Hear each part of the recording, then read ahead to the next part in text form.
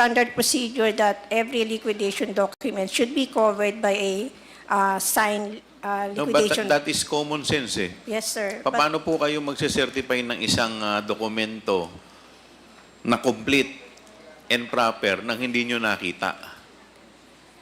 Hindi po ba kayo nagtaka na nagse-certify kayo ng isang dokumento na complete and proper pero hindi nyo naman nakikita yung laman ng loob?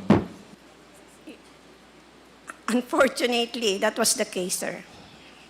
Did you bother to ask the legal department or the COA na bakit kailangan dumaan pa po sa inyo?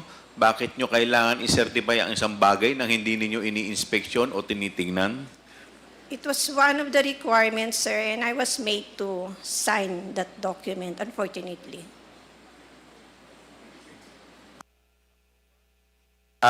Chairman, actually when I ask... Congressman Paduano, yes, thank you, please continue. Chairman. And I asked Ms. Catalan, yung tenure of office niya since 2010 pa. And I think they're doing it since then without checking the liquidation report. And ano na po, pumirma lang. But ma'am, eto ngayon nandito sa akin yung GMC, yung binasa mo is 4.2. Eto mama, yung 6.3.3. Eto specific mandate of each and every officials which covered by this GMC. Ito, 6.3.3, the agency accountant. It's you, ma'am. Tama? And look at 6.3.3D, paragraph D. You are mandated to submit all disbursement vouchers for cash advance for intelligence and confidential activities / projects, with complete required supporting documents within 7 working days from release of the check. Oh. Hindi ba pwedeng sabihin na you're not accountable? Hindi mo rin pwedeng sabihin na diretsong ibigay sa COA. Because malinaw po sa mandate mo that you have to submit disbursement vouchers, confidential activities and projects with complete required supporting documents.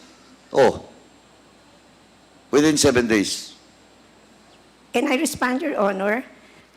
The 6.1.8.4 pertains to the pre-audit of the cash advance. I'm telling about, no, that is not 6.8.4. I'm saying about the 6.3.3D.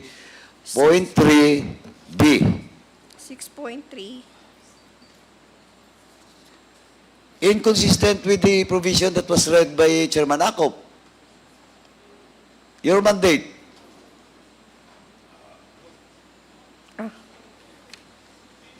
Anyway, Mr. Chairman, it is on record that that the chief accountant of the Deped never bothered to check the liquidation report. He just signed it without looking at the details of such report. And it is on record, Mr. Chairman. May I respond, Your Honor? This is the first time that we have encountered cash advances for confidential fund. But for the regular cash advances for regular funds, we always ensure that the documents attached to the liquidation of the cash advances were complete. But again, for this, this is the first time that we have encountered these cash advances for confidential fund. And the procedure seems quite different, actually and honestly.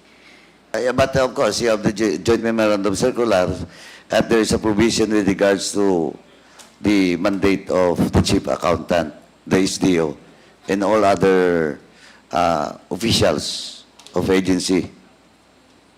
Malinaw po yun, ma'am.